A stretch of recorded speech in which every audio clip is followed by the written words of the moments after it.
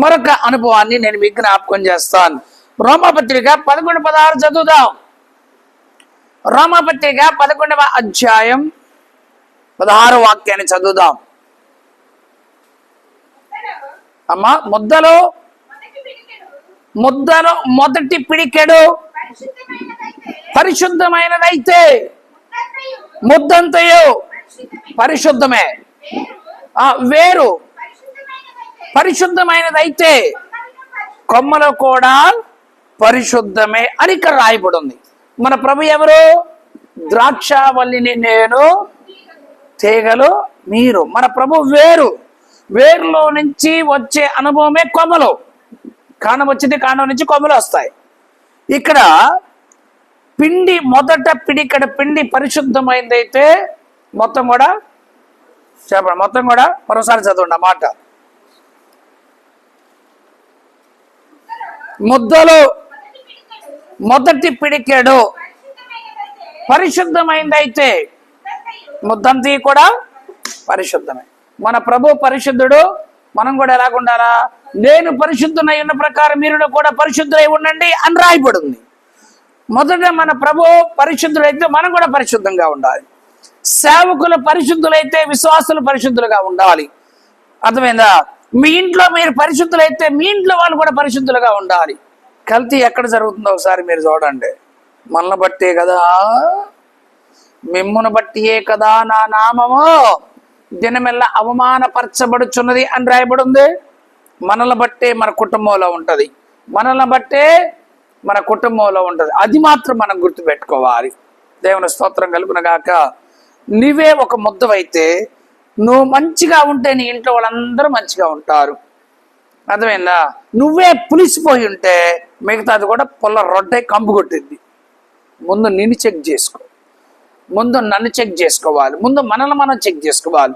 మన దేవుడు పరిశుద్ధుడని మనం గుర్తుపట్టి మనం వచ్చాం కనుక ఆయన పరిశుద్ధులుగా ఉంటే మనం కూడా పరిశుద్ధులుగా ఉండాలి. ఒక అనుభవం. రెండవ అనుభవం, సేవకుడు పరిశుద్ధులైతే విశ్వాసులు కూడా పరిశుద్ధులుగా ఉండాలి. రెండవ అనుభవం. మూడవ అనుభవం, నీ ఇంటిలో నువ్వు పరిశుద్ధంగా ఉంటే నీ ఇంట్లో వాళ్ళందరూ కూడా పరిశుద్ధంగా మార్చబడతారు. హల్లెలూయా. అవునంటారా కాదంటారా? దీనికి మాత్రం చెప్పం. చెట్టు వేరు పరిశుద్ధమైతే కొమ్మలు కూడా పరిశుద్ధమే. ఇంటికి నువ్వు వేరైతే, సంఘానికి సేవకుడు వేరైతే, మనందరికీ ఆయన నిజమైన ద్రాక్షవల్లి వేరైతే ఆయనలో ఉండే కొమ్మలు పరిశుద్ధం. మేమే చెట్టు అయితే మాలో నుంచి వచ్చినటువంటి మీరు పరిశుద్ధం. మా ద్వారా రక్షణ పొందిన మీరు, మీ ద్వారా మీ ఇంట్లో వాళ్ళు అందరూ కూడా ఎలాగుండాలా? పరిశుద్ధంగా ఉండాలి. మొదట మనం బాగుండాలి. చెప్పండి గట్టిగా. అందుకే ప్రభు అన్నాడు, కంటిలో దూలం పెట్టుకొని ఎదుటివాడి కంటో నలకి ఎలా తీస్తావురా సైతాన్ అన్నాడా లేజాయన? అన్నాడా లేదా? అన్నాడా లేదా? నీ కంటిలో దూలాన్ని పెట్టుకొని ఎదుటివాని యొక్క కంటిలో నడిసేలాగా తీస్తావు. మొదట నువ్వు మారు, మొదట మనం మారాలి, మొదట మనం మారాలి. అప్పుడు సంఘం బాగుంటుంది. మీరు మారాలి, మీ ఇళ్ళు బాగుంటాయి. కోపం వస్తున్న వాళ్ళు ఒకసారి గట్టిగా చెప్పండి గట్టిగా. అది కదా, కోపం రావాలి. నువ్వు బాగుంటే నీ ఇల్లు బాగుంటుంది. ఇల్లు చూడు, ఇల్లు చూడ, అంతేనా? ముందు ఇల్లు చూస్తారు. ఏందమ్మో, ఎక్కడ ఈగలు ఏంటి, మెతుకలు, ఈ అంటులేంది, తపేలాలేంటి, గుడ్డలేంటి, ఇంత సెండాలం ఏంది, ఇది కొంపలో ఉందా, అటు ఇటు తిరిగిస్తుందా, శుభ్రంగా పని చేసుకొని సావచ్చుగా అంటారు లేదా? అప్పుడు వెంటనే ఇల్లు చూడు, ఇల్లాలు చూడండి. ఇల్లు బాగుంటే ఇల్లాలు బాగుంటుందంట. కొంతమంది ఇల్లు బాగుంటే కానీ ఇల్లాలు బాగుంటారు. ఇది ఎక్కడ విచిత్రమో తెలియదు. వీళ్ళకి పై సోకులు ఎక్కువ అనమాట. పై సోకులు ఎక్కువ. ఇల్లు బాగోదు కానీ వీళ్ళకి పై సోకులు ఎక్కువ. నా మాట మీకు అర్థమైందా? అందుకే లోకంలో చెప్పారు సామెత, ఇల్లు చూడు ఇల్లాలను చూడు. నీ ఇల్లు నువ్వేం చేసుకోవాలా? చక్కబెట్టుకోవాలి. ఏం చేసుకోవాలా? ఇల్లుని చక్కబెట్టుకోవాలి. కుటుంబాన్ని ఏం చేసుకోవాలా? చక్కబెట్టుకోవాలి. చెప్పుకోవాలా, మాట్లాడాలి. ఎట్టగా తిట్టా ఎట్టగా తిట్టా అని చెప్పుకుంటా ఉండాలి. హెచ్చరికలు చేసుకుంటా ఉండాలి. దేవుని స్తోత్రం. చెప్పండి గట్టిగా, హల్లెలూయా. అది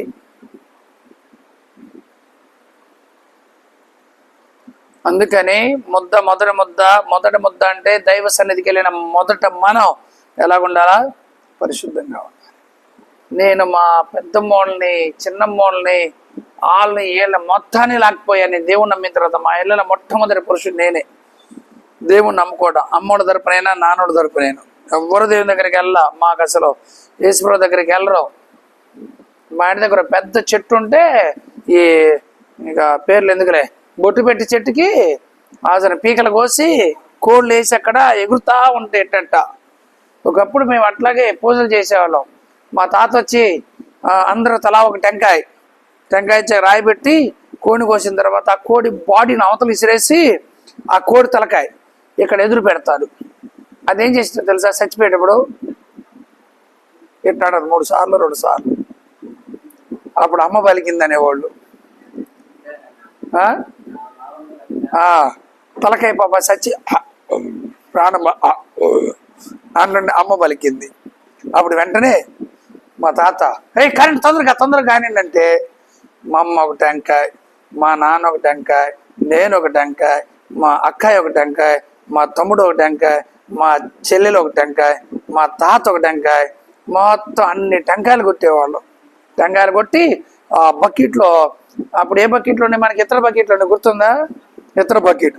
ఆ ఇతర బకెట్ తీసుకొని నీళ్ళు ఆ రాయి మీద ఇట్టడు పోసి టెంకాయలు అక్కడ పెట్టి దండం పెట్టుకున్నాం. అలాంటి విగ్రహారాధనలో అప్పుడు ఉండేవాళ్ళం. అలాంటి జీవితం చేసాం. దేవుడు విడిపించాడు కదా. ఇప్పుడు మొదటి ముద్ద నేను బాగుంటే మా ఇంట్లో వాళ్ళందరూ కూడా ఏమవ్వాలా? దైవ సన్నిధికి వచ్చి. నువ్వు బాగుంటే నీ కుటుంబంలో వాళ్ళందరూ ఎలాగుండారా? దైవ సన్నిధికి వచ్చి. ఇప్పుడు నేను, నా ఇంటి వారు, నా కుటుంబం, నేను, నా భార్య, నా 2 పిల్లలు, మేము బాప్తీసం తీసుకున్నాం. నా కుటుంబం అంతా బాగుంది, నేను బాగున్నాను కనుక ఎగ్జాంపుల్ చదువుతాను. అలాగే మీరు బాగుంటే మీరు మీ కుటుంబం మొత్తం బాగుండాలి.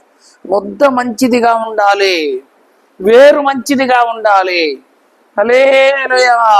ఒక చేదు విత్తనం వేసామనుకోండి, ఆ చెట్టుకు మొత్తం ఏ కాయలు కాస్తాయి?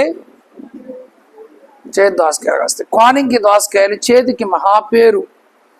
కొన్ని దోసకాయలు మంచి వేస్తారు కానీ చిల్ల పెంకు తగిలితే ఏమైందంట తెలుసా మీకు ఆ సంగతి? చిల్ల పెంకు అండి, చిల్ల పెంకు కుండ పగిలిన తర్వాత ఉంటుంది పెంకు, చిల్ల పెంకులు అంటారు.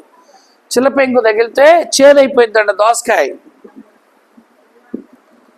మా పక్కన చిల్ల పెంకు తగిలింది అంటారు చేలో. అందుకని కోనింగ్ నుంచి వచ్చే దోసకాయలు మొత్తం చేదే. వాళ్ళు అక్కడికక్కడ పంపిస్తూ ఉంటారు ట్రాన్స్పోర్ట్. అక్కడ పక్కనే కోనింగ్లో వసన మందిరం ఉంది. వసన మందిరంలో ఒక్క కూరగాయ కూడా కొనరంట, మనం కొనాలి. ఎందుకంటే ఆ పక్కన మొత్తం బెండకాయలు, దోసకాయలు, టమాటాలు, పందిర్లు వేసి దొండకాయలు పెడతారు, బెండకాయలు పెడతారు, అన్ని కాయలు, పొట్లకాయలు. అక్కడి నుంచి మార్కెట్ ఉంది, పెద్ద మార్కెట్. పెళ్ళిళ్ళకి కావాల్సిన వాళ్ళందరూ అక్కడికే పోయి తెచ్చుకుంటారు. మాటూరు మార్కెట్కి వెళ్ళి అన్నీ కొనొచ్చు, కానీ దోసకాయ మాత్రం కొనకూడదు. అక్కడ చేదు ఉంటుంది. దోసకాయ పాదిలో కానీ చిలపెంకు కానీ పడిందంటే దోసకాయలు మొత్తం చేదైపోతాయి. పాదిలో పెంకు పడింది అంటారు. అందుకని పైకి ఏమో తెల్లగా ఉంటుంది, పచ్చగా, కొయ్యగానే ఏమైంది? చేదు. అప్పుడు విత్తనాలు తీసేసి వండుకుంటాం. దోసకాయలు 2 రకాల చేదులు ఉంటాయి. కొన్ని లోపల విత్తనాలు చేదుకుంటాయి, కొన్ని విత్తనాలు తీయకుంటేనేమో పై భాగం చేదుకుంటుంది. మీకు తెలియాలి దోసకాయలు కోసి కూరలు ఉండే వాళ్ళకి. ఉంటుందా? పైన కొన్నిటికేమో కండ, తోలు అదే చేదుగా ఉంటుంది, కొన్నిటికి లోపల చేదుగా ఉంటుంది. అప్పుడు ఏం చేస్తారు తెలివిగలవాళ్ళు? ఏ చేదుగా ఉండదు దాన్ని తీసి పక్కన మిగతాది కోసేస్తారు. బీరకాయ కూడా అంతే, కొన్ని చేదులు ఉంటాయి. అందుకే మనలో ఉన్నటువంటి చేదు భావాలు కొన్ని పెంకులు తగులుతూ ఉంటాయి. అప్పుడప్పుడు అడ్డుపడతా ఉంటాయి చిల పెంకులు. ఆ పెంకులు తగిలినప్పుడల్లా మనకు చేదు వచ్చింది అనమాట, విషం వచ్చింది అనమాట. అర్థమైందా? మళ్ళీ చేదు. నాటి నుండి సౌలు దావీదు మీద యేసూపు విసపుచ్చుపడ్డ. కొన్ని పాములు ఉంటాయి ఏంటండి, కొన్ని పాములు గరిస్తేనేమో బురద తాగాలి. అవి మీకు తెలిసే పాము, నీలపాము గరిస్తే బురద తాగాలి. అప్పుడు మా మేనత్తోళ్ళ భర్తకి నీలపాము కరిచింది. మా నాన్న దగ్గరకు వచ్చి, ఒరే చిన్నోడా చిన్నపాము మధ్య పాము కరిచిందిరా అన్నాడు. ఏం పాము? నీళ్ళలో ఉందిరా అన్నాడు. తలకాయ ముంచిందా లేపిందంటే అది ముంచిందిరా అన్నాడు. అంటే అది నీలపామే మావా అని చెప్పేసి, ఆగు నీకు మందు తెస్తానని చెప్పి కొంచెం అవతలకి వెళ్ళి ఆ బురద నీళ్ళు తీసుకొచ్చి కలిపి ఆజన గ్లాసులో పోసిచ్చాడు. బురద పాము గరిస్తే, నీళ్ళ పాము గరిస్తే బురద నీళ్ళే తాగాలి. మీకు తెలియకపోతే తెలుసుకోండి, ఎవరన్నా అడగండి చెప్తారు. తెలీదా మీకు? మీరు గుంటూరు మహానగరంలో ఉన్నారు కాబట్టి తెలియదు, పల్లెటూరు వాళ్ళు తెలుస్తాయి. ఈ ఆజన బురద నీళ్ళు ఇస్తే తాగేశారు. కొన్ని పాములు ఉంటాయి, కొన్ని పాములు. ఆ పాము దాని పేరు జర్రిపోతు. ఏ పోతు? బర్రిపోతు, గొర్రెపోతు, అలాగే జర్రిపోతుంది. జర్రిపోతు ఏం చేసిందో తెలుసా? దానికి తోకలో ఉండదు విషం. అట్ట కరిచేదను తోకుతో ఫట్ మన కొట్టింది. అక్కడే కరిచి తోకుతో కొట్టిందంటే ఆ వ్యక్తికి విషం ఎక్కింది. పోనీ ఇదన్నా తెలుసా? మాకు ఇది కూడా తెలియదు. మరి మేమేం పోతున్నామో అర్థం కాలేదు. జర్రిపోతూ కరిసిన తర్వాత తోకతో కొడితే విషం ఎక్కింది. జర్రిపోతుకి తోకలో ఉండదు కానీ పంటిలో విషం ఉండదు. మిగతా అది ఇంకో పాము ఉంది, తాసుపాము. అది సైలెంట్ కిల్లర్ అనమాట. అది కరిసింది కూడా తెలియదు. నువ్వు ముందు పోతా ఉంటే వెనక. అందుకే పాముని ఎక్కడన్నా తొక్కినా, పాము మీద రాయేసినా ఫస్ట్ పాము ఎక్కడ ఉండదో తెలుసా? అది కాపలా ఉండే స్థలం ఏం తెలుసా? ఫస్ట్ రాగానే తలుపు పక్కన ఉంటుంది. తలుపు తీయగానే కాటేయటానికి, తలుపు తీయగానే కాటేయటానికి. రెండో, మంచినీళ్ళ బిందె పక్కన ఉంటుంది. ఏ వ్యక్తి అయినా రాగానే మంచినీళ్ళు తాగడానికి వెళ్తాడు, మంచినీళ్ళ బిందె దగ్గర ఉంటుంది. రెండోది, మూడోది పీట కింద ఉంటుంది. కూర్చొని అన్నం తింటాడు కనుక పీట మీద కూర్చొని పీట కింద వేయటానికి అని చెప్పేసి రెడీగా ఉంటుందంట పాము. హల్లెలూయా! అంత పగ ఉంటుంది. ఇంకో సంగతి చెప్పిన, పాము ఒక వ్యక్తి కొట్టిన తర్వాత సావకపోతే ఆ వ్యక్తిని కరిచేంత వరకు ఏం తిందో. అది ఎన్ని రోజులైనా సరే నమ్ముతారా? దానికి అంత కోపం ఉండదు. సైన్స్ అంటే పాములు కోపం ఉండదు అంటారు, కానీ పాముకి పగ ఉంటుంది. ఒక ఆయన ఏం చేశాడు తెలుసా? ఆ ఊరు కశ్వాపురం అనుకుంటా, మా అద్దెకి రోడ్లో ఒక ఊరు ఉంది. ఆయన ఏం చేశాడు, అరుగుతుంటా ఉంటే మొత్తం మీద అక్కడ పాము ఉంది. గనుంచి ఎక్కుతుంటే ఆ పాము ఏమైందో తెలుసా? సగం లోపలికి వెళ్ళిపోయి సగం దిగిపోయింది. తాసుపాము అండి, సగమే దిగిపోయింది. లోపలికి వెళ్ళింది. పెద్ద పుట్ట. వాళ్ళు ఎంత తవ్వినా కానీ ఆ పుట్ట అవల, చాలా పెద్ద పుట్ట. మరి అది పొలం పక్కన బీడు ఉంది. ఆ బీడు కానుకొని వీళ్ళు గట్టు దగ్గర. మరి అది ఎట్టుందో ఏమో, వీడు ఇలా చెక్కగానే 2 ముక్కలు అయిపోయింది పాము. అది ఆజన పగ్గ ఇట్ట పట్టింది, ఇట్లా చూసింది, వెంటనే లోపలికి వెళ్ళిపోయింది. ఇక సగం ముక్క అక్కడ పడేసి ఆడు దున్నివాడితో చెప్పి, పాము నేను వేసాను రా, ఇది అవ్వట్లేదు రారా అంటే, అదరాబాద్ ఎంత దువ్వినా అది కనపడలా. ఇది భయం వేసి ఇంకా అది ఇంటికి వెళ్ళిపోయాడు. ఇంటికి వెళ్ళిపోయిన తర్వాత అది ఎప్పుడైనా చంపడానికి వచ్చేది, మనం ఈ ఊర్లో ఉంటాను లేదు, వెళ్ళిపోదాం అని చెప్పేసి ఒక 70-80 కిలోమీటర్లు వాళ్ళ బంధువుల దగ్గరికి వెళ్ళాడంట. ఆ ఊరు వెళ్ళాడంట బంధువుల దగ్గరికి. ఇంకా నా మనవడు ఏం చేశాడు తెలుసా? అమ్మయ్య, ఇప్పుడు వేసి 6 సంవత్సరాలు అయిపోయింది, అది ఎప్పుడో చచ్చి ఉంటుందిలే కానీ అయిపోయి ఉంటుందిలే, రక్తం దిగి నేనే భయపడిన దూరం వచ్చాను, తొందరలో వెళ్ళిపోదాంలే అనుకున్నాడంట వాడు. ఇక పొద్దున్నే అరకదుంట మొదలు పెట్టాడంట.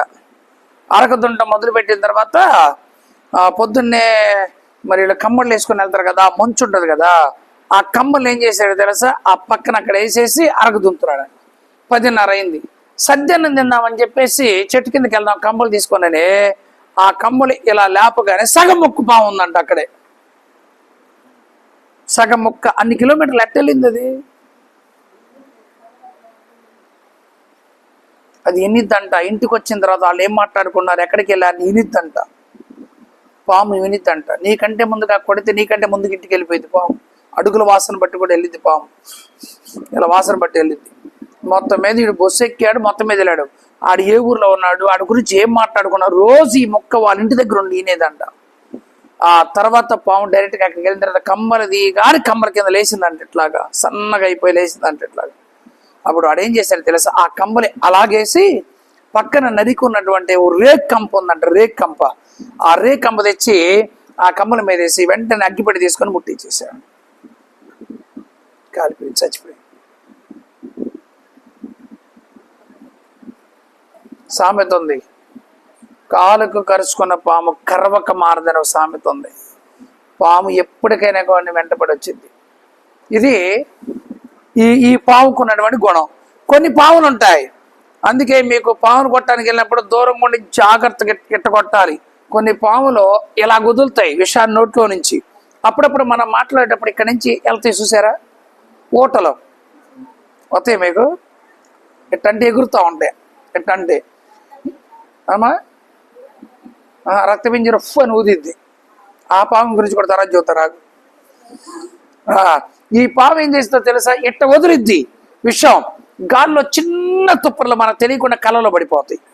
కళ్ళలో పడగానే నరాల్లోకి వెళ్ళిపోయేదను, తలకు పట్టేదను, వెంటనే చచ్చిపోతారు. ఇట్లా కూడా కొన్ని వదులుతాయి. కొన్ని పింజర్లు ఉండే రక్త పింజర్లు, రక్తం గక్కి చచ్చిపోతారు అది గరిస్తే. కొన్ని కట్లు పాములు ఉంటాయి, 7 కట్లకి 7 మంపులు వస్తాయి. 7 మంపు రాగానే చచ్చిపోతారు. కట్లు పాములు ఉంటాయి, మధ్యలో ఇట్లా గీతలు కాబట్టి కట్లు పాములు అంటారు. చాలా జాగ్రత్తగా మీరు చిన్న పాము నేను పెద్ద కర్రతో కొట్టాలని ఒక సామెత ఉంది. పాము అంటే విష సంబంధమైనది, పురుగు అంటారు.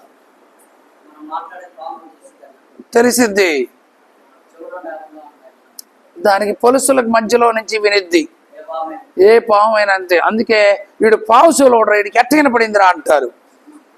విన్నారా మాట సామెత, విన్నారా? కానీ ఇక్కడ మాట్లాడితే అక్కడికి ఎట్టగిన పడింది అంటే పాము చెవులు.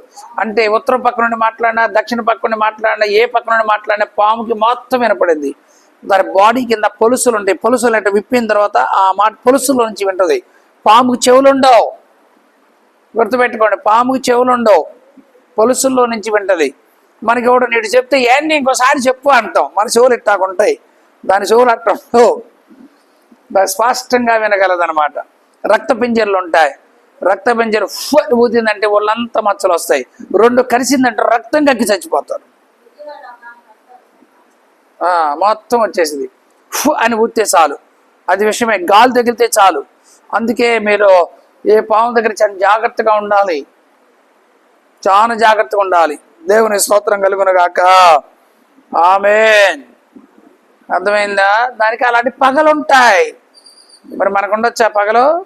విషయం ఉండొచ్చా? నాటి నుండి సౌలు దావీదు మీద యేసుపు. అప్పుడప్పుడు మీరు కూడా చూస్తూ ఉంటారు, ఎవరన్నా కోపం మెచ్చుకునేట్టు చూసారంటే అది విషపు చూపిన అర్థం. అర్థమైందా? అందుకేనంట తేలుకేమో కొండిలో ఉంటుందంట, పాముకేమో పంటిలో ఉంటుందంట, మానవుడికేమో నిలువెల్లా ఉంటుంది. అందుకే పిల్లలు ఎవరు కొరికారనుకోండి వాళ్ళకి తగ్గదు. దానికి ముందేంటో తెలుసా? చెప్పడం చూద్దాం. శ్మశానానికి వెళ్ళి మనిషి ఎముకొని తెచ్చి రుద్ది దాని మీద పెడితే తగ్గిద్ది. అంత పాయిజన్ మనిషి, తెలుసా మీకు? తెలీదా? మనిషి ఇంకొక మనిషిని కొరికాడు అనుకోండి అండి, అరుచుకునేటప్పుడు కొట్టుకునేటప్పుడు కొరకరా? ఒకసారి చెప్పాను మీకు, మళ్ళా చెబుతా. మా పెదనాన్న మా అన్నయ్య ఇద్దరు కొట్టుకున్న తర్వాత ఇక మా అన్నయ్య కోపం వచ్చి, ఎన్నిసార్లు తాగుతావు, మాకు ఉద్యోగాలు వచ్చినాయి, నేను బట్టి మాకు విలువ పోతుంది. వాళ్ళు గుంటూరులో రోడ్లు గోల్డ్ వ్యాపారం చేసేవాళ్ళు. ఏ గోల్డ్? రోడ్లు గోల్డ్. ఎట్లుంటుందో తెలుసా వ్యాపారం? మనం గుర్తుపెట్టుకోండి, మళ్ళీ వెనకొద్దాం. 4 ఉంటారు వీళ్ళు, 4 ఉంటారు. భుజం తలిగారు, బ్యాగ్ తగిలించుకొని వెళ్తుంది అనుకుందాం. అర్థమైంది? అనుకుందాం. ఈ ముందు పోతా ఈయన ఏం చేస్తాడు తెలుసా? అక్కడ 3 ఉంటారు. ఒకడే దొంగ పోలీస్ వేషం వేసుకొని ఉంటాడు ఒకడేమో డబ్బులు చేత పట్టుకొని ఉంటాడు ఒకడేమో వదులుతాడు దగ్గరగానే ఉంటారు. ఈయన ఏం చేస్తాడు తెలుసా? భుజం పోతుంది అనుకోండి, చేతి బ్రాస్లెట్ వదిలేస్తాడు. చేతి బ్రాస్లెట్ ఇట్లా అంటాడు, అనగానే కింద పడింది, వెళ్ళిపోతాడు ఒకడు. ఈ రెండో వాడు చూస్తాడు దాన్ని, వాడు పక్కనే ఉంటాడు. ఆమె చూసేది ఏమో చూసేది, ఈడు తీసుకోడు ఫస్ట్, ఆమె తీసుకునేటట్టు చేస్తాడు. నేను చూసా, లేకపోతే అని చెప్పేస్తా. ఈడు వెళ్ళిపోతా ఉంటాడు, ముందు చిన్నగా వెళ్ళిపోతానే ఉంటాడు. నేను చూసా ఫస్ట్ నేనే పట్టుకున్నాను, నువ్వు అంటావు. లేదు నేను కూడా చూసా ఇద్దరికి. లేదంటే ఆయన పిలుస్తా అంటాడు. వద్దులే సర్లే కానీ ఈయన అంటాడు, 10,000 నేను ఇస్తా, ఇది 2 సేవర్లో. ఈరోజు సేవర్ ఎంత ఉందమ్మా? 80,000 అనుకుందాం. 80,000 ఇది 2 సేవర్లో. 2 80,000 ఎంత? ఈ రోజు రేటు చెప్తున్నా, ఆ రోజు రేట్లు ఆ రోజు లెక్క ప్రకారం అర్థం అవటానికి 1,60,000. ₹1,00,000 నేనన్నా ఇస్తా, తీసుకో. ₹1,00,000 నువ్వు అన్నాయి, నీకు నాకు గొడవద్దు, గప్చుప్ అయిపోవాలా. ఏమనుకుంటుంది? 1,60,000. ఇటు అమ్మాయి పెళ్లి చేద్దాం అనుకుంటున్నాం, ఇటు అబ్బాయి పెళ్లి చేద్దాం అనుకుంటున్నాం. ఈ చైన్ ఉంటే ఉపయోగపడుద్ది. నిజమే కదా, ₹1,00,000 పెట్టి సెవరంటే 2 సెవర్లు 2 లక్షలు అంటే పోతిపోయింది, ₹1,00,000 కదా, వాడికి ఎందుకు పోవాలా అంతది అని చెప్పి బుజ్జమ్మ గారు, సరే బాబు ఇంటికి రాయిస్తాను అన్నది. లేకపోతే ఇక్కడే ఉండే కొంత తీసుకో, లేకపోతే ఎట్టో మొత్తం మీద మాట్లాడుకునేదను. ఆ డబ్బులు ఎంతో కొంత ఇచ్చిన తర్వాత వెళ్ళిపోతారు. వెళ్ళిపోయిన తర్వాత ఆడ ₹1,00,000 తీసుకుని వెళ్ళిపోతారు కదా. మా పెదనాన్నలే. పెదనాన్న అంటే ఎవరు? మా అమ్మ వాళ్ళ అక్క భర్త. వాళ్ళు గుంటూరులో ఉన్నారండి బాబు, డూప్లికేట్ వాళ్ళు, వాళ్ళ వ్యాపారం అది. ఇక లాస్ట్కి మొత్తం ఏం చేశారు తెలుసా? ఆ డబ్బులు తీసుకొని ఆయన వెళ్ళిపోయి పండుగ చేసుకుంటాడు. వాళ్ళందరూ కలిసి పంచుకుంటారు, వాళ్ళందరూ కలిసి పండుగ చేసుకుంటారు. అలాంటి ఆయన మాకు విలువ ఉంది. పోలీసులు ఒకసారి దొరికారు, 2-3 సార్లు పోలీసులు కూడా పట్టుకున్నారు, వాళ్ళని పట్టుకున్నారు, కొట్టారు. మాకు విలువ పోతుందని చెప్తే, నా ఇష్టం రా, నువ్వు చెప్పేది ఏంటంటే, ఎన్నిసార్లు రా మీకు చెప్పాల్సింది, కొడుకు కోపం వచ్చి. మాకు ఉద్యోగాలు వచ్చినాయి, చుట్టుపక్కన అన్నదమ్ములు ఉన్నారు, పెద్దమ్మ చిన్నమ్మ పిల్లలు ఉన్నారు, మా విలువ పోతుంది అని చెప్పేసి కొట్టాడు. కొట్టేతలకే వాళ్ళ నాన్న కూడా, తండ్రి మీద తిరగబడతామంటరా అని చెప్పి ఆయన కూడా వేసాడు. ఎన్నిసార్లు చెప్పాలరా మానమరి, ఏంద్రా ఈ బుద్ధి అని చెప్పి కోపం వచ్చి ఏం చేయాలి అర్థం కాక వెంటనే చెవు కొరికేసాడు. చెవు ఊడి చేతిలో పడింది. నిజం, నమ్మండి. ఇలాంటి సందర్భం నెల్లూరులో మొంగల్దొర అగ్రహారం అనే ఊళ్ళో కూడా గొడవలు జరిగి కోపం వచ్చి ఏం చేయాలి అర్థం కాక ఏమి లేకపోతే కాసును పట్టుకొని చెవు కొరికేసాడు అంట. ఆ చెవు ఊడి ఆసన చేతిలో పడింది, రక్తం కంట, నా చెవు. ఈ లోపల ఏం చేశారు తెలుసా? అర్జెంటుగా ట్రాక్టర్ తీసుకొచ్చి ఆ చెవుని పట్టేసి ట్రాక్టర్లు పెట్టి నెల్లూరు హాస్పిటల్ తీసుకెళ్ళి దాన్ని అతికిద్దామని చెప్పేసి అనుకున్నారంట. ఆ చెవు అక్కడ పెట్టినప్పుడు మనిషి ఉండాలా లేదా? వీడు పోయి శుభ్రంగా అద్దం తీసుకెళ్ళి అద్దె కడతామన్నారు. ఈ లోపల కాకి చూసి చెవుని ఎత్తుకొని పోయింది. దానికి తెలీదుగా, అది ఎర్రగా ఉండేసరికి చూసి ఎత్తుకొని పోయింది, కాకి ఎత్తుకొని పోయింది. వాళ్ళందరూ కర్రలు తీసుకొని అని తోటం ప్రారంభించారు. మొత్తం మీద ఎత్తుకొని తినేసింది. మనవాడు తీసుకెళ్ళి శుభ్రంగా దూది పెట్టి కట్టేసి ఈ పక్క నుంచి పక్కన గట్టి కట్టేసి ఇంటికి తీసుకొచ్చారు. వారం రోజులు అయిపోయింది, 10 రోజులు అయిపోయింది, కట్టు తీసేసిన తర్వాత ఆ ఒక చెవే ఉంది కదా, 2 చెవులు. విషపు చూపు అంటే కోపం వచ్చినప్పుడు ఏం చేస్తారో తెలీదు.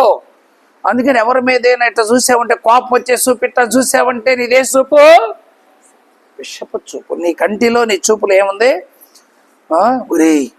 ఒరే యోనతానుగా నీ రాజ్యాన్ని ఇటు తీసేస్తాడ్రా, ఖచ్చితంగా ఇటు తీసుకుంటాడ్రా. మనం అందరం చేయలేంది, ఇడు ఒక్కడే వాడిని పోయి కొట్టించండి, ధైర్యం ఎంతరా, వాడి ముందు మనం ఎంతరా. అందుకని ఎలాగైనా చంపాలని చెప్పేసి నాటి నుంచి విషము చూపు చూడడం ప్రారంభించి ఈటు తీసుకొని రెడీగా కొట్టబోయాడు. అంతే, భోజనానికి వచ్చినప్పుడు. విషం, చూపుల విషం, నోట్ల విషం, మాటల విషం. అలాగుండొచ్చా? ఉండకూడదు. అందుకే వేరు చేదైతే చెట్టు మొత్తం ఏమవుతుంది? చేదైపోద్ది, కొమ్మలన్నీ కూడా చేదైపోతాయి. అలాగే నీవు నీ ఇంటిలో ప్రేమ అనేది నీ వాళ్ళ మీద తాగుపోతాయని, నీ మాటలు వినని వాళ్ళ మీదైనా ఎప్పుడైనా నువ్వు ప్రేమ చూపించాడు వాళ్ళు ఎప్పుడైనా మారుతారు. విషము చూపించాడు ఎప్పుడైనా చచ్చిపోతారు వాళ్ళు, కన్ఫామ్ దాంట్లో.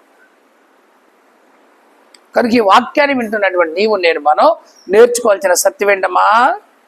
ఏసోపు ఉండకూడదు మనకి, చాలా ప్రమాదం, అది చాలా ప్రమాదం. కనుక నీవు నేను మన చూపు మార్చుకోవాలి. ఏం మార్చుకోవాలా? మన చూపు మార్చుకోవాలి. వేరు పరిశుద్ధమైందైతే కొమ్మలు కూడా పరిశుద్ధమే. మన దేవుడు పరిశుద్ధుడు కనుక ఈ క్రియ ప్రారంభం అవ్వాలి. ముద్ద మొదట కొంచెం పరిశుద్ధమైతే పిండి మొత్తం కూడా ఏమవుతుందంట? పరిశుద్ధం. ముద్ద చెడిపోతే పిండి మొత్తం ఏమైపోతుంది? మొత్తం చెడిపోతుంది, మొత్తం నాశనం అయిపోతుంది. కనుక ఆ ముద్ద నువ్వే, ఆ ఏరు నువ్వే. మనమే మన ఇంట్లో ఉండాలి, మన ఇంట్లో వాళ్ళు మనమే మార్చుకోవాలి, మన ఇంట్లో వాళ్ళకి మనమే చెప్పుకోవాలి. మన ఇంటి వాళ్ళ మనమే 4 గోడల మధ్య ఏం చేయాలా? తప్పు మార్గంలో వెళ్తుంటే సరి చేసుకోవాలి, దిద్దుకోవాలి. అటు కాదట్ట, ఇటు కాదట్ట, ఇంటికి పెద్దోడు నువ్వేలాగా చేస్తేట, నలుగురు చెప్పాల్సిన నువ్వేనట్లా చేస్తేట, మన విలువ పోతే సమాజంలో మనం బ్రతకగలమా అని మనం చెప్పుకునే వారంగా ఉండాలి. దేవుని స్తోత్రం కలుగునగాక. నా మాట మీకు అర్థమైందా? అది అందుకని మనం ఎలాగ ఉండాలా? పరిశుద్ధులుగా ఉండాలి. పరిశుద్ధులు ఎలాగ ఉండాలని చెప్పుకున్నాం ఇందాక. సత్క్రియలు చేసే వారంగా ఉండాలి. పరిశుద్ధులు ఏం చేయాలా? ఆతిథ్యం ఇవ్వాలి. పరిశుద్ధులు ఏం చేయాలా? పిల్లలను చూసుకోవాలి. అది ఇలాంటి మంచి క్రియలు మనలో ఉన్నప్పుడంట మనతో పాటు మన వాళ్ళందరూ కూడా మారిపోతారండి. అగస్టిన్ గురించి మీకు ఒకసారి చెప్పా. వాళ్ళమ్మ ఎప్పుడు ఏడ్చేదంట, నా కొడుకు మంచోడయ్యా, మంచోడయ్యా, ఒక ఆమెలో పాపంలో పడిపోయాడయ్యా, స్త్రీ బంధకాలు పడిపోయాడయ్యా, విడుదల పొందలేకపోతున్నాడయ్యా, విడిపించయ్యా అని ప్రార్థన చేస్తే ఎన్నో రోజులకంట ఆయన మారాడంట. ఒక రోజంట ఆమె దగ్గర ఆ వీధిలో, ఆమె ఉన్న వీధిలో కూడా ఆయన దాటి అవతలకి వెళ్తుంటే ఆమె చెప్పిందంట, అగస్టిన్ నేనే, గుర్తున్నానా, మర్చిపోయావా, ఏంటి మధ్య రావట్లేదు అందంట. ఆ వైపు చూడటానికి కూడా మనసు లేక ఆయన అలాగే నిలబడి ఒక మాట అన్నాడంట, నా తల్లి కన్నీటి ప్రార్థన ప్రవాహంలో నా పాపములన్నీ కొట్టుకొని పోయి ఆ కన్నీటి ప్రవాహంలో ప్రభు పాదాల దగ్గరికి చేరాను అన్నాడంట ఆయన. చూసారా, నా పాపాలు కడగబట్టమే కాదు, నేను కొట్టుకొని ప్రభు దగ్గరికి వెళ్ళాను. నా తల్లి కన్నీటి ప్రార్థన ప్రభావం. ఆమె ఎంతగా ఏడ్చుంటుంది? ఆమెకి ఎన్ని కన్నీళ్ళు వచ్చి ఉంటాయి? మొదటి రోజు ఏడిస్తే ఒక 5-6 డ్రాపులు వచ్చి ఉంటాయి, తర్వాత ఏడిస్తే ఒక 10 వచ్చి ఉంటాయి, తర్వాత 20, తర్వాత 30, 40, 50. ప్రవాహం ఎలాగ మారింది? అంత ఏడిస్తేనే నీ పిల్లలు ప్రభు దగ్గరికి వస్తారు. అంత ఏడిస్తేనే నీలో ఉన్న పాపం అంతా పోతుంది. మనలో ఉన్న పాపం పోవాలంటే, కడగబడాలంటే కన్నీరుతోనే కడగబడాలి. ఆ ప్రవాహం నేను నెట్టుకుంటా తోసుకుంటా పాపం నుంచి విడిపించి ప్రభు దగ్గర చేర్చేటట్లుగా, ప్రభు పాదా దగ్గర చేర్చేటట్లుగా ఉంటుంది. ఈ అనుభవంలోకి రావాలి. ఏమి తిందుమా, ఏమి తాగుదమా, ఏమి ధరించుకుందామా, అర్థమైందా? అంత మట్టుకే ఉండదు మన జీవితం, పొద్దులైతే సాయంత్రం వరకు కూడా. కానీ ఆయన అన్నమాట ఆ వైపు కూడా తిరిగి చుట్టానికి ఆయనకి ఇష్టం లేక, నా తల్లి కన్నీటి ప్రార్థన ప్రవాహమే ఈ విధంగా నన్ను ప్రభు దగ్గరికి నడిపించి నాలో పాపాన్ని తొలగించి పరిశుద్ధతను కలుగు చేస్తుందని చెప్పాడు. కనుక తల్లులు అనబడిన వారు ఏం చేయాలా? ప్రార్థన చేయాలి. ఏ ప్రార్థన చేయాలా? ఏడ్చి ప్రార్థన చేయాలి పిల్లల కోసం. ఎప్పుడు? రేయి మొదటి జామున లేవాలి. ఎప్పుడు లేవాలంట? రేయి మొదటి జామున నీ పిల్లల కోసం నువ్వు మొరపెట్టాలి, పాపంలో పడకుండా. అందుకే 1వ అధ్యాయం యోబు గ్రంథంలో రాయబడింది, తమ పిల్లలు పాపం చేసి దేవుని దూషిస్తారేమో, దేవునికి విరోధంగా జీవిస్తారేమో, దేవుని మీద తిరుగుబాటు చేస్తారేమోనని ఆయన ప్రతిరోజంట దహన బలి చెల్లించేవాడంట, ప్రతిరోజంట ప్రార్థన చేసేవాడంట. చూడండి మాట, ప్రార్థన చేసేవాడని రాయబడి ఉంది, దహన బలి చెల్లించేవాడని రాయబడి ఉంది. 1వ అధ్యాయం ఎక్కడ 5-6 వాక్యాల్లోనా? 1:5 వారి విందు దినాలు పూర్తి కాగా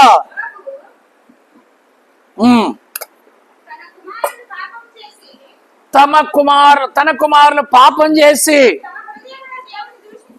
చూసారా, తన హృదయంలో దేవుని దూషిస్తారేమో, నా పిల్లలు పాపం చేస్తారేమో, దేవుని దూషిస్తారేమో, దేవుని విరోధంగా మారిపోతారేమోనని వారిని పిలవనంపించి, వారిని పవిత్రపరిచి, ఉదయాన్నే లేచి వారిలో ఒక్కొక్కరి నిమిత్తమై దహన బలి అర్పించొచ్చు వచ్చాను. యోబు నిత్యము అలాగ చేసాను. ఏం లేదండి, మన ఇంట్లో వాళ్ళు పాడైపోవడానికి మనమే కారణం. నేనైనా మీరైనా ఎవరైనా మన ఇంట్లో వాళ్ళు మారకపోవడానికి మనమే కారణం, మన ఇంట్లో వాళ్ళు పాడైపోవడానికి మనమే కారణం. వారి నిమిత్తం మనం ప్రార్థన చేయము కనుక పొద్దున్నే లేచిన తర్వాత నీ పిల్లల కోసం ఏడ్చి ప్రార్థన చేసుకోవాలి. పాపంలో పడిపోతారేమో, దేవుని దూషిస్తారేమో అని యోబు నిత్యం ఉదయాన్నే లేచి ప్రార్థన చేసేవాడంట. కనుక పిల్లల కోసం ప్రతిరోజు ఉదయం లేచి ప్రార్థన చేయాలి. హల్లెలూయా చెప్పండి గట్టిగా, హల్లెలూయా. ఏం చేయాలా? పిల్లల కోసం ప్రతిరోజు లేచి ప్రార్థన చేయాలి.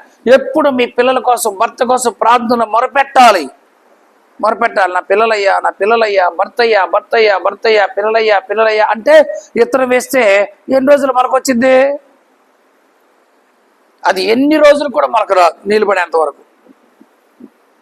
అర్థమైందా? నీ ప్రార్థనలో కన్నీరు వచ్చేంత వరకు ఆ గింజ ఫలించదు.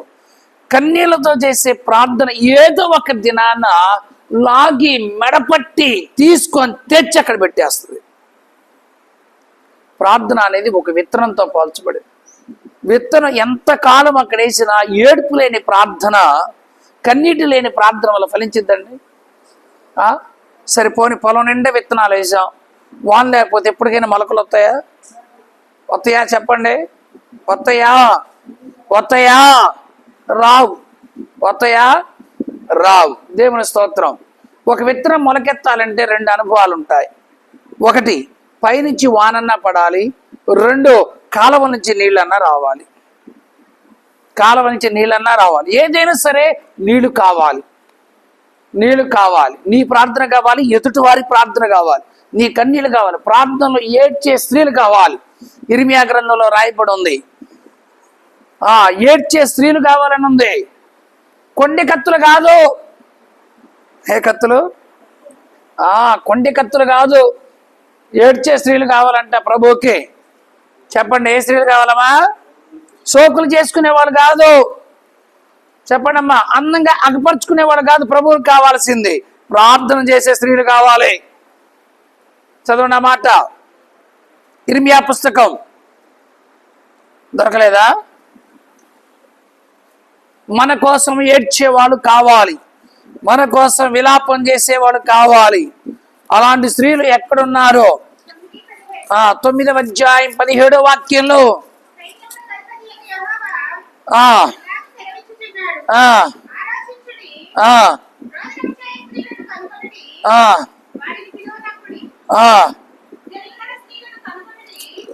తెలివి కలిగిన స్త్రీలను కనుగొనండి, వారిని కూడా పిలవనంపండి. వారి కన్నులు కన్నీళ్లు విడిచినట్లుగాను, మన కన్ను రెప్పల నుండి నీళ్లు ఒలుకున్నట్లుగాను. అమ్మా జాగ్రత్తగా ఒకసారి చదువుదాం. సైన్యములకు అధిపతియగు యెహోవా ఇలాగూ మాట్లాడుతున్నాడు లేదా సెలవిచ్చుచున్నాడు. ఏమనంటే ఆలోచించుకోండి, బాగా ఆలోచింపుడి. రోదనము చేయు స్త్రీలను కనుగొనండి. రోదనం అంటే రోధించండి. ఏడ్చేవాళ్ళు కావాలి. ప్రభుకి ఎవరు కావాలి? ఏడ్చేవాళ్ళు కావాలి. వారిని పిలవండి, అలాంటి వాళ్ళు రావాలి. తెలివి కలిగిన స్త్రీలను కూడా కనుగొనండి. వీళ్ళు ఎందుకో తెలివి గల వాళ్ళు ఎట్టుంటారో తెలుసా? ఎట్లు ఏడుపు రాదు. మధ్యలో సన్నాయి రథం వేసినప్పుడు టడంటంటం అన్నట్టు కొరసలు డన్ అని ఆయన వేస్తా ఉంటే వీళ్ళు కూడా వేస్తూ ఉంటారు. వీళ్ళు చాలా తెలియగలవాళ్ళు. వీళ్ళకి నిజంగా ఏడుపు రాదు, కానీ కొంచెం ఎట్ట కూడా తెచ్చుకుంటారు అనుకోండి. తెలివి గలవాడిని పిలవనంపండి. చదువు. మన కన్నులు కన్నీళ్లు విడిచున్నట్లుగాను, మన కన్ను రెప్పల నుండి నీళ్లు వలుక్కున్నట్లుగాను వారు త్వరపడి. అదేంటమ్మా, వాళ్ళు చేస్తే మనకు రావటం ఏంది? నీకు రావాలి కదా. ఎవడో చేస్తే నీకు వచ్చిందా? నీకన్నిటి ప్రాప్తి నీదే. యేసుక్రీస్తు గురించి రాయబడింది, ఆయన శరీరధారిగా ఉన్న దినాల్లో మహారోదనతోనూ కన్నీటితోనూ మరణము నుండి విడిపించగలిగిన వారికి ప్రార్థన విజ్ఞాపన యాచన చేయటం ప్రారంభించాడు. హెబ్రీ పత్రికలో ఉంది. అందుకని నీ కన్నీళ్ళు నీకు వస్తే నీ ఇంట్లో విత్తనాలు ఫలిస్తాయి, నీ ప్రార్థన ఫలించిద్ది. ఎవరి కన్నీళ్ళు వాళ్ళకే కావాలి. సరే, మొత్తం మీద ఇక్కడ మన కొరకు రోదన ధ్వని చేయవలను అంటే ఎదుటి వాళ్ళు ఏడిస్తే మనకు కూడా ఏడుపు వచ్చిందనా? అంతేనా? ఎదుటి వాళ్ళు ఏడిస్తే మనకు కూడా ఏడుపు వచ్చిందనా? అది మనము వలసపోతిమే, సిగ్గు నందితిమే, వారు మన నివాసములు పడగొట్టగా మనము దేశము విడవలసి వచ్చిన అని సియోనులో రోదన ధ్వని వినపడుచున్నది. స్త్రీలారా యెహోవా మాట వినండి. ఎవరితో చెబుతున్నాడు? స్త్రీలారా యెహోవా మాట మీరు వినుడి. మీరు చెవియొగ్గి ఆయన నోటి మాట ఆలకించుడి. మీ కుమార్తెలకు రోదనము చేయ నేర్పండి. ఏడ్చేదాన్ని నేర్పాలంట. అమ్మా, పాడేది కాదు, ఏడ్చేది నేర్చుకోవాలి. పాడేది ఏముంది, కోకిల కూడా పాడుద్ది, కుక్క కూడా పాడుద్ది. తెలుసా మీకు పాట? కుక్కల పాటలు పాడవు. రాత్రి 12 గంటలకి ఊ అని అంటాయనవా, అది పాట, అది కుక్క పాట. నేను రెడీగా ఉన్నా, నువ్వు రా అని దురాత్మ పిలుస్తాయి. కుక్క అరుతుందంటే రాత్రిపూట ఆ అరుపు అరిసిందంటే దాని అర్థం ఏంటి తెలుసా? కుక్కకి 7 హెడ్జెస్ వరకు వినపడింది. భూకంపం వచ్చేది కుక్కకి తెలిసింది. అది పడుకొని చెవిలాగా పెట్టిందని భూకంపం వచ్చేది ఫస్ట్ భూమి మీద ఉన్న ఎవరికి తెలియదు, కానీ కుక్కలకే తెలుస్తాయి. గుర్తుపెట్టుకో. అందుకని పిల్లలకి ఏమి నేర్పాలా? ఆడటం నేర్పాలి. రైట్. ఒకరికొకరు అంగలార్పు విద్య నేర్చుకోండి. అన్ని చదువులు బాగానే ఉన్నాయి, ఏడ్చే చదువు కావాలంట. అర్థమైందా? ఏడ్చే చదువు. ఎట్లా ఏడవాలి అంటే, ప్రభు గాయాలను మనసుకు తెచ్చుకో, అప్పుడు నీకు ఏడుపు వచ్చింది. ఆయన సిలువు మోస్తున్నట్టు జ్ఞాపకం తెచ్చుకో, అప్పుడు నీకు ఏడుపు వచ్చింది. ఆయన వేసి పక్క మీద వేసి కొట్టి లాగుతూ ఉండగా అబ్బా అంటాడు, అర్థమైనా, అప్పుడు నువ్వు దాన్ని జ్ఞాపకం తెచ్చుకో, ఏడుపు వచ్చింది. ఇలాంటి విద్యలన్నీ ప్రభు యొక్క శ్రమని జ్ఞాపకం చేసినప్పుడు అంట మనకు వచ్చేది. కనుక ఆ విద్య నేర్చుకోండి. వీధుల్లో పసిపిల్లలు లేకుండాను, రాజ్య మార్గంలో ఎవరు లేకుండాను వారిని నాశనము చేయుటకై మరణము మన కిటికీలను ఎక్కుచున్నది. అంటే ఏడున్న వాళ్ళ ఇళ్లలో ఏముంటుందంట? మరణం కిటికీలను ఎక్కుచున్నదంట రాయబడింది. సాగు వచ్చిందంట పిల్లలకి, ఇంట్లో వాళ్ళకి. వాళ్ళ సాగుకు మునిపే మనం ఏం చేయాలంట? ఏడవాలి. అయ్యో అయ్యో అయ్యో అయ్యో నా పిల్లలయ్యా, నా భర్త అయ్యా, నేనయ్యా అని ఏడ్చే విద్య నేర్చుకోవాలి. పిల్లల కోసం ఏడవాలి, పసి పిల్లల కోసం ఏడవాలి, ఇంట్లో పిల్లల కోసం ఏడవాలి. ఏడ్చి నా పిల్లలయ్యా, నా పిల్లల జీవితం అయ్యా, నా పిల్లల బ్రతుకయ్యా, అర్థం చేసుకోయ్యా, అయ్యా అయ్యా కనికరించయ్యా, కనికరించయ్యా, కనికరించయ్యా అని పిల్లల కోసం ఏం చేయాలి? బుజ్జంతర్ గారు ఏడవాలి, రోధించాలి. ఎందుకని? మరణం ఎక్కడెక్కుతుందంట? కిటికీ ఎక్కుతుందంట. మన గుమ్మానికి వేస్తాం కానీ యేసు రక్తం కిటికీకి అయ్యాం. మనకంత నమ్మకం. కిటికీ చిన్నది, దూరం రాదులేని. వాడు చిన్న గాలి వేసి అందరం వచ్చేస్తాడు.